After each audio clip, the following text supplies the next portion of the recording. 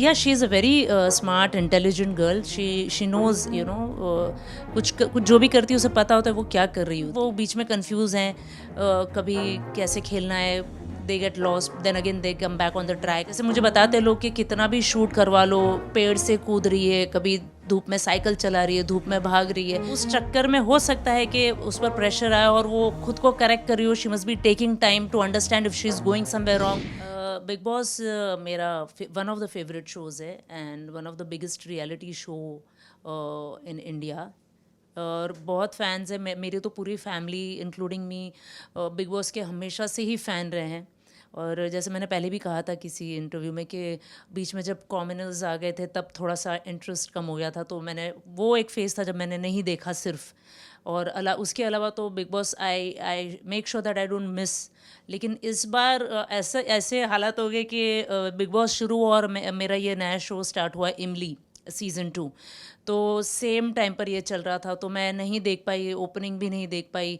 और बीच में फिर मैंने कोशिश की, थक जाती थी फिर भी जाकर 1-2 एपिसोड्स देखे मैंने. फिर घर में देखते हैं तो वो लोग बात बताते हैं जाके कि ये ऐसा हुआ, आज ये ऐसा हुआ. थोड़ा सेट पे हम बातें करते हैं तो उस नाते मुझे पता है कि फ़िलहाल क्या चल रहा है बिग बॉस में. या टीना के साथ में ये सुतरन हम साथ में कर चुके हैं. एंड मैंने पहले भी कहा है she is a very good co actor, wonderful co actor to work with, a very sweet girl. और अब मैं जब बिग बॉस में गई तो मैं बहुत खुश हुई. हालांकि उसे आई थिंक पहले भी ऑफ़र हुए थे, उसने कभी अप्रोच पहले नहीं किया. लेकिन इस बार वो गई तो आई सेड दैट या इसको बहुत पहले कर लेना चाहिए था. एंड या she is a very smart, intelligent girl. She knows, you know, कुछ जो भी करती है उसे पता होता है वो क्या कर रही होती है. तो या she is very strong contender right now. नहीं, she is playing it very well. और ऑफ कोर्स पसंद आ रहा है तभी तो वो अभी तक सर्वाइव कर रही है घर में. You know, all these three, Shalin, Tina and Sumbul, they are playing it very well. Fake लग रहा है. मैंने जैसे कहा कि मैं ज़्यादा नहीं देख पा रही हूँ, मैं कंटिन्यूसली फॉलो नहीं कर पा रही हूँ. तो मैंने काफ़ी एपिसोड्स नहीं देखे हैं, टुकड़ों टुकड़ों में जो भी देख पाई. लेकिन उनका बॉन्ड है तो बिग बॉस में तो ये हमेशा से ही रहा है कि यू नो, वो लोग वहाँ मिलते हैं और अटैचमेंट हो जाती है. तो वो अटैचमेंट किसी भी किस्म की हो सकती है, यू नो, एक ही दिशा में नहीं हो सकती है, एक ही चीज़ से रिलेटेड नहीं हो सकती है. मे बी वो अटैचमेंट दोस्ती वाली हो और लोग किसी और नज़रिए से देख रहे हो. हाँ, बॉन्ड है डेफिनेटली. ये पता चलता है कि तीनों में अच्छा खासा, चाहे वो यू नो, एक एक स्ट्रॉन्ग प्लेयर का जैसे चलता है, यू नो, तिकड़ी चल रही होती है वो, वैसे वो फाइट दिख रही है तो वो भी एक किस्म का बॉन्ड ही है. And which is good. Audience उसे एंजॉय कर रही है.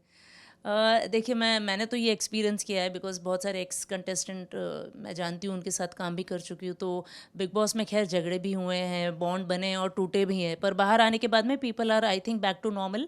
दे आर फ्रेंड्स अगेन. सारे सब फिर से दोस्ती हो जाते हैं, भूल जाते हैं. क्योंकि वो गेम के, यू नो, वो गेम ही ऐसा है कि अलग अलग किस्म के टेम्परामेंट के लोग और अलग नेचर के लोगों को साथ में रखा जाता है. तो वो क्लैशेस तो होने ही वाले हैं. बट जब बाहर आओ तो you realise and then that's okay, you know, you forget. तो मुझे लगता है कि ये भी बॉन्ड गेम में रहने के लिए है या नहीं है पता नहीं, but ultimately it's a game. अगर है तो करेक्ट है, क्योंकि आप गेम खेल रहे हो, वहाँ पर गेम खेलने गए हो. तो अगर वो गेम है तो बहुत अच्छी बात है. I really appreciate that.